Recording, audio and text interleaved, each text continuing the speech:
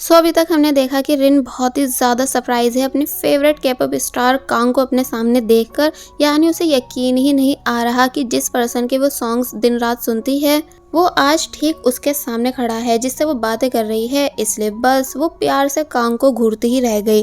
रात में ये दोनों बीबी गेस्ट हाउस आए क्योंकि कांग को भी इसी गेस्ट हाउस में रुकना था। रिन ने कांग को उसका रूम दिखा दिया जिसके अंदर वो चला गया तो तब रिन बहुत ही ज़्यादा खुश होने लगी कि क्या सच में फेमस सिंगर कांग मेरे गेस्ट हाउस में रुकने आए हुए हैं, कहीं ये कोई सपना तो नहीं। मगर तभी यॉन भी वहां आया और पूछने लगा कि आ गया तुम्हें होश वापस आने का, मुझे और मेरी टीम को भूख लगी है इसलिए हमें खाना दो।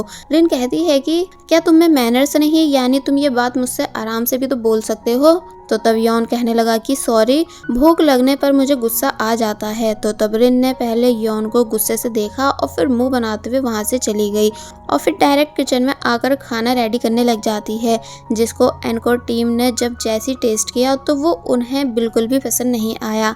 इसलिए वो सभी मुंह बनाने लगे मगर यॉन चुपचाप खा रहा है जैसे उसे रिन के हाथों का बना ये खाना बहुत ही ज़्यादा पसंद आया हो। तो तब सभी लोग ये नज़ारा देख शॉक रह गए। रिन बाद में कांग को भी खाना देने आई जिसको उसने काफ़ी कुछ एक्स्ट्रा दिया था और अच्छे से डेकोरेट भी किया था। तो तब कांग वो लेकर अंदर चला जाता है। रिन फिर से खुश होने लगी कि मैंने कभी नहीं सोचा था कि मैं अपने फेवरेट सुपरस्टार को अपने हाथों से खाना बनाकर दूंगी कि तभी उसे एक नोटिफिकेशन आई। एक्चुअली किसी ने बीबी गेस्ट हाउस को बुरा फीडबैक दिया है ये कहकर कि ये गेस्ट हाउस जैसा फोटोज में दिखता है वैसा रियल में बिल्कुल भी नहीं। तो तब रिन को लगने लगा कि ज़रूर ये काम यॉन का ही है क्योंकि वही लास्ट टाइम मुझसे कह रहा था ख़राब फीडबैक देने के लिए। इसलिए यहाँ वो बहुत ही ज़्यादा गुस्सा करने लगी। और वहीं यॉन जो कि अपनी टीम के साथ है कि तभी अचानक उसे कुछ होने लगा, यानी उसके चेस्ट में बहुत तेज़ पेन हुआ लेकिन वो जैसे तैसे खुद को संभाल लेता है। दूसरी तरफ रिन जो कि अब फाइनली सोने जा रही थी कि तभी अचानक उसे एनकोर टीम के रूम से आ रहे म्यूजिक के शोर से प्रॉब्लम होने लगी कि तभी उसकी नज़र कैंडी बॉक्स पर गई जो कि उसे ग्रैंड मदर ने दिया है। इसलिए उसको ग्रैंड मदर की बातें भी याद आने लगी कि वो कैसे बता रही थी कि ये कैंडीज़ मैजिकल हैं। इसलिए अब जैसी रिन ने भी एक कैंडी को खाया तो तब उसे खाते ही वो बहुत ही ज़्यादा रिलैक्स फील करने लगी, यानी उसे अलग अलग साउंड सुनाई दिए, पानी के गिरने के, बर्फ़ के पिघलने के, स्केचिंग करने के। क्योंकि जैसा कि हम सभी को पता है कि रिन के लिए स्केचिंग बहुत ही ज़्यादा इम्पॉर्टेंट है जिसे वो अब अपने कानों की प्रॉब्लम से कर नहीं पाती। इसलिए यहाँ इन सभी चीज़ों को देख वो खुश होने लगी और फिर प्रेजेंट में शॉक रह गई कि क्या सच में ये कैंडीज़ मैजिकल हैं जो हमें वो दिखाती और सुनाती हैं जो कि हम चाहते हैं। अब नेक्स्ट डे दिखाया गया कि रिन ने लिली और यंजुन को भी इस बारे में सब बता दिया कि ये कैंडीज़ मैजिकल है जो कि मुझे मेरी ग्रैंड मदर ने दी हैं। पहले तो लिली इस बात पर यकीन नहीं कर रही थी लेकिन जब जैसी उसने भी उस कैंडी को खाया तो तब वो देखती है कि वो हैंडसम बॉयज़ के फोटोज क्लिक कर रही है और यही चीज़ तो उसकी सबसे ज़्यादा फेवरेट है, यानी हैंडसम बॉयज़ के बीच रहना। इसलिए प्रेजेंट में वो भी शॉक रह गई कि ये कैंडीज तो सच में मैजिकल हैं। और अब जैसे ही हिंजुन ने भी एक कैंडी को खाया तो तब वो भी शांत रह गया, लेकिन उसने क्या देखा और सुना वो बताता नहीं, रिन के पूछने पर भी नहीं, क्योंकि उसने उस लड़की को देखा है जिसे वो बहुत ही ज़्यादा लव करता है, यानी जो उसका सच्चा प्यार है। इसलिए मन ही मन मुस्कुराने लगा।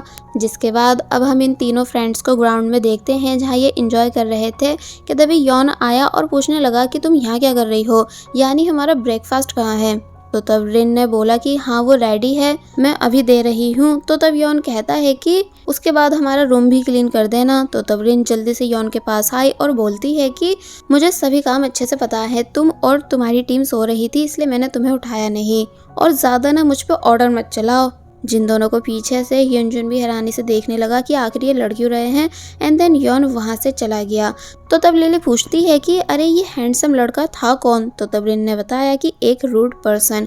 बाय द वे अब हैंडसम यॉन को देखने के बाद लिली को भी गेस्ट हाउस जाना है, लेकिन रिन ने उसे कांग की वजह से मना कर दिया, ये बताकर कि कुछ गेस्ट ऐसे आए हुए हैं जिन्हें प्राइवेसी चाहिए, इसलिए सॉरी तुम कुछ टाइम तक गेस्ट हाउस नहीं आ सकती। और फिर तभी वो वहाँ से चली गई।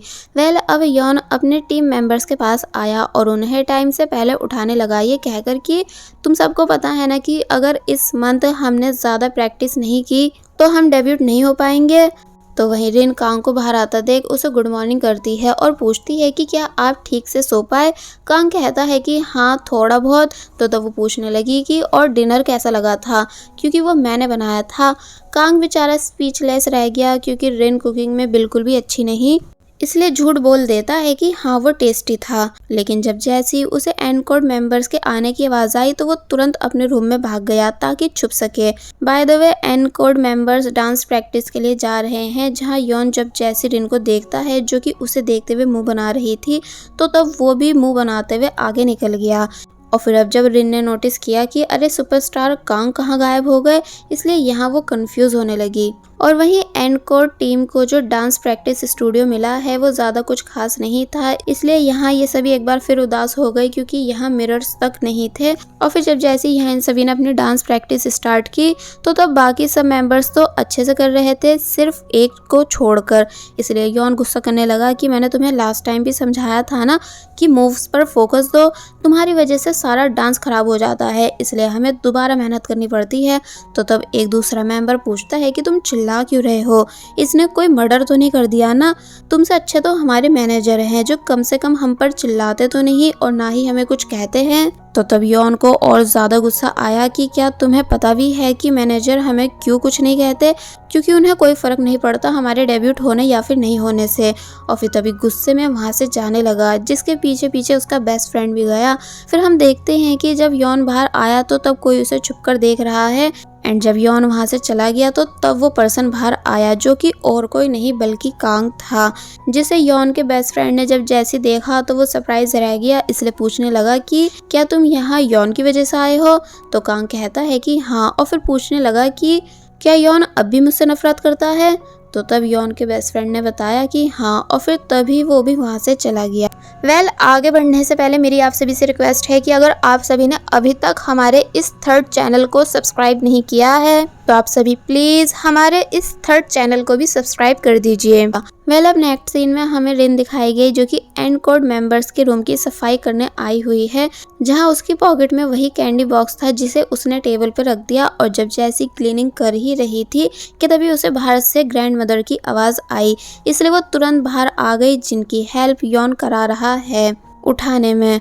रिन पूछने लगी कि आप इतनी जल्दी हॉस्पिटल से क्यों आई, तो वो बताती हैं कि अब मैं ठीक हूँ, इसलिए वहाँ रुककर क्या करती, वैसे तुम्हें कुकिंग करने में प्रॉब्लम हो रही होगी। एक्चुअली बीबी गेस्ट हाउस की कुकिंग ग्रैंड मदर की वजह से फेमस है और अब क्योंकि वो हॉस्पिटल में एडमिट थी तो तब इसलिए रिन को कुकिंग करनी पड़ी थी। और फिर अब ग्रैंड मदर ने योन को थैंक्स किया उनकी हेल्प कराने के लिए। रिन ने योन की तरफ देखा, जिसे देखते ही वो मुंह बनाने लगा और तभी ग्रैंड मदर का बैग रिन को पकड़ाकर अपने रूम में चला गया। और फिर यहाँ आकर वो एक बार फिर प्रैक्टिस करने लग जाता है सॉन्ग लिखने की, क्योंकि उसे जल्द से जल्द एक बहुत ही यूनिक सॉन्ग रेडी करना है जो कि एनकोड टीम का फर्स्ट डेब्यूट सॉन्ग होगा। कि तभी उसे मैनेजर की कॉल आई जो कि कांग के बारे में पूछने लगे कि क्या कांग वहाँ पहुँच चुका है, उसका नंबर बंद आ रहा है इसलिए मैंने तुमसे पूछा। तो ये सुन योन शॉक रह गया कि क्या कांग यहाँ आया हुआ है, लेकिन क्यों। तो तब वो बोलते हैं कि पता नहीं और योन से सॉन्ग के बारे में पूछने लगे, ये कहकर कि जल्द से जल्द सॉन्ग रेडी कर लो क्योंकि बॉस काफ़ी ज़्यादा गुस्से में हैं। बड़ी मुश्किल से उन्होंने तुम्हारी टीम को लास्ट चांस दिया है जो कि अगर तुम्हारे हाथ से चला गया तो तुम कभी कुछ नहीं कर पाओगे। और फिर तभी कॉल कट कर दी। तो तब योन पैनिक होने लगा, इतना ज़्यादा कि उसे एक बार फिर हार्ट पेन हुआ, क्योंकि योन को कैसे भी करके डेब्यूट होना है लेकिन उसकी लाइफ की प्रॉब्लम्स खत्म हो ही नहीं रही। बाय द वे योन की मेडिसिन टेबल पर रखी है इसलिए वो धीरे धीरे से टेबल की तरफ आया, लेकिन सब सामान गिर गया, यानी कैंडी बॉक्स भी, इसलिए उसने गलती से मेडिसिन की जगह वो कैंडी खा ली। फिर बस होना क्या था, मैजिक स्टार्ट हुआ जहां योन ने देखा कि बहुत सारी पब्लिक उसे चेयर अप कर रही है एंड वहां उसकी वॉइस में एक बहुत ही ब्यूटीफुल सॉन्ग भी प्ले हो रहा था, लेकिन वो उसे पूरा नहीं सुन पाया एंड तभी उसकी आंख खुल गई। इसलिए योन शॉक रह गया कि आखिर ये सब था क्या, इसलिए कैंडी बॉक्स को उठाकर देखने लग जाता है कि क्या ये सब इसकी वजह से हुआ है। कि तभी रिन भी वहां आ गई जो कि अपना कैंडी बॉक्स योन के हाथों में देख तुरंत उससे वो छीन लेती है। योन पूछता भी है कि आखिर ये चीज है क्या, काफी वियर्ड है, लेकिन रिन ने चिल्लाकर योन को दूर होने को कहा, ये बोलकर कि तुम विदाउट परमिशन किसी की भी चीज़ को हाथ नहीं लगा सकते हो।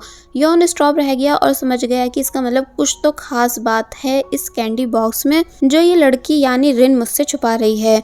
वेल ये सीन यहीं कट हुआ और अब हम देखते हैं कि रिन वापस से अपने रूम आ चुकी है, जहां उसे याद आने लगा कि मैंने कैसे कैंडी खाने के बाद वो स्केचिंग वाला व्यू देखा था, इसलिए उसका इतने सालों के बाद दोबारा से मन करने लगा स्केचिंग करने का, इसलिए वो तुरंत स्केचिंग करने बैठ गई। बाय द वे रिन ने किसी को याद करते हुए स्केच रेडी किया है जिसे वो लाइक करती है, लेकिन वो पर्सन कौन है ये चीज़ हमें बाद में पता चलेगी। और वहीं यौन परेशान हो चुका था कैंडीज के बारे में सोच सोच कर कि आखिर उस कैंडी को खाते ही मुझे इतना सुकून कैसे मिला। यानी पहले मैं डिप्रेस फील कर रहा था, लेकिन अब ऐसा फील हो रहा है जैसे ये मेरी नई शुरुआत हो, इसलिए यहाँ वो बस कंफ्यूज होता रह जाता है। वेल ये सीन यहीं कट हुआ और अब हम नेक्स्ट डे देखते हैं, जहाँ कुछ रिपोर्टर्स ह्यूनजुन से मिलने आए हुए हैं, जहाँ पहले उसका फोटोशूट किया गया, मगर लिली बीच में आई और बोली कि सही से स्माइल करो जो रियल लगे। ह्यूनजुन पूछता है कि कैसे ऐसे, तो तब वो कहती है कि हाँ एकदम ऐसे ही, और फिर फाइनली फोटोज क्लिक कर लिए गए।